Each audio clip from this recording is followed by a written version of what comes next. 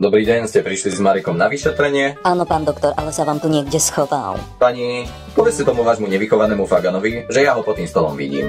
A nie, tá prašivá deka, čo si na seba dal, to naozaj nie je plášť neviditeľnosti, my to s tým utierame dlášku. Vyložte mi ho na lehátko vy, lebo ja sa proste nechcem dotýkať holými rukami takéhoto hnusného decka. Môžem aj ja vyskúšať to počúvatko? Nie, nemôžeš, pretože je moje.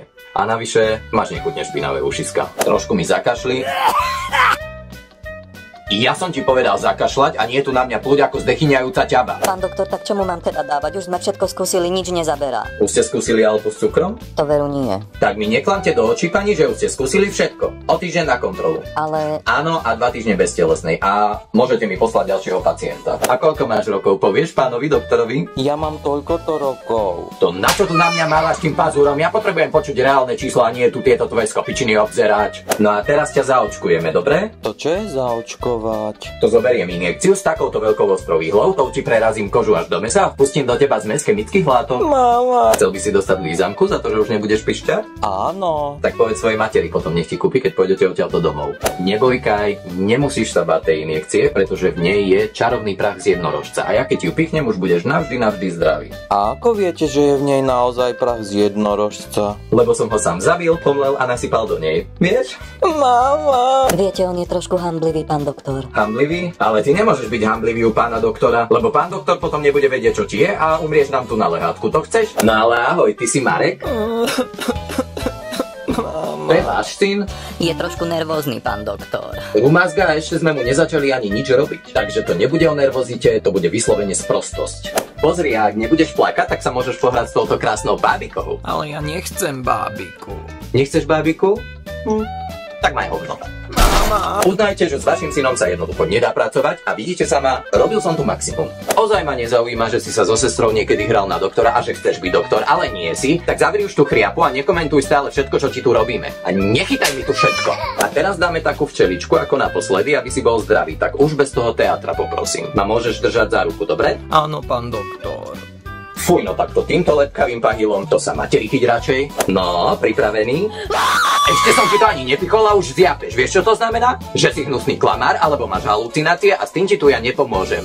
Pani, psychiatrické prípady, o poschode vyššie, prosím. No a aké máš príznaky dnes? Musíš pekne povedať pánovi doktorovi, že ako sa cítiš a čo ťa bolí. No, ja aj ma tak trošku a hrdielko aj... Pohoda, aj pol roka môžeme čakať, dokedy sa mladý pán uráči vyondiť, však matka. Veď stojte tam v rohu ako taká krava a nehovorte nič celú dobu, čas vylieči všetky rany, no nie? Takže bolí ťa hrdielko, áno? Áno. A ako ťa bolí? Páli ťa, zle sa ti prehotá? Prečo sa dívaš na matku, keď sa rozprávame o tvojom hrdle? Ak má tvoja matka nejaký zdravotný problém, nie je vôbec pekné od nej, ak ťa zneužíva na to, aby mohla potom užívať tvoje lieky. Zdravotku si treba platiť, pani zlatá, a nechodiť otravujúci po doktoroch. A takto s deťmi. Teraz otvor veľké ústa a pán doktor sa ti pozrie na to hrdielko, áno? Tak to mám presne otvoriť tie ústa, alebo ako? Som ti povedal, že máš tu chlebáreň iba otvoriť a nie 300 stále 2 na 3. Takže váš syn má zapálené hrdlo. A na to sa aj zomiera? No vo výnimočných prípadoch je to možné. Čo to naozaj? Nepočul si? Povedal som vo výnimočných prípadoch. A vy keď viete, že máte hluché decko, na už netreba ísť. Keďže sa mu to stále vracia, dáme už na preliečenie nejaké antibiotika radšej. A to čo je antibiotika? Ukáž mi prosím ťa tvoj diplom z farmácie, keď sa chceš baviť detailnejšie na túto tému. Jaj, ty ho vlastne nemáš. A keď vyrastieš, chcel by si byť tiež pánom doktorom, potom by som chodil ja k tebe na vyšetrenie. Ja keď vyrastiem, ja budem Spider-Man. Ty si raz len sprosté decko. Ste s ním neboli na tej psychiatrii, že nie?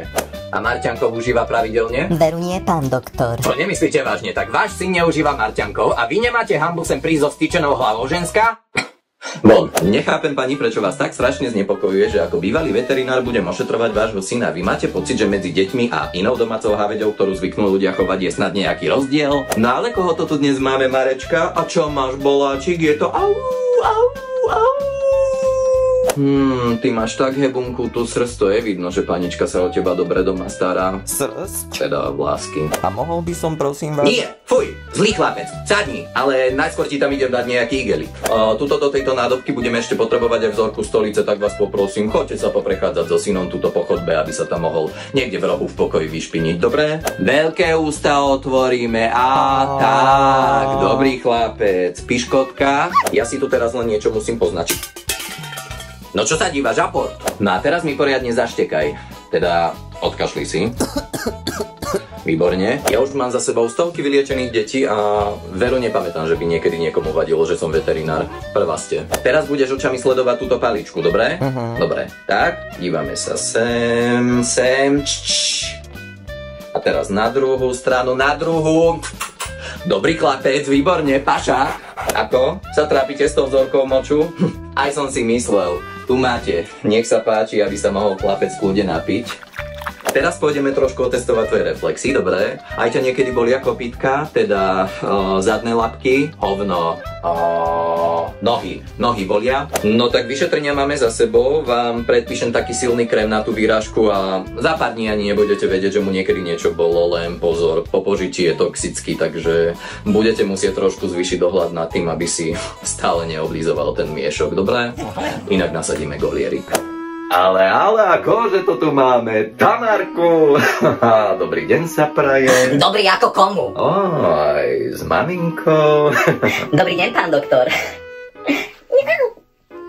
Ako vidím, tak zdravotný stav pacienta je prioritou v tejto ambulancii, čo? Ale no Tamarka, také pekné dievčatko a takto sa pajedí.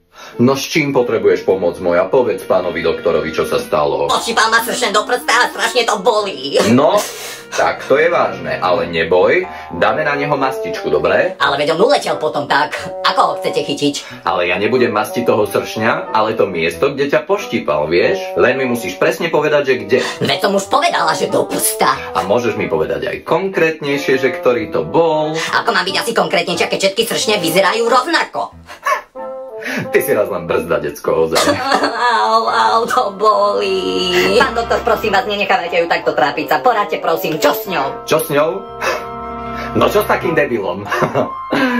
Utratiť.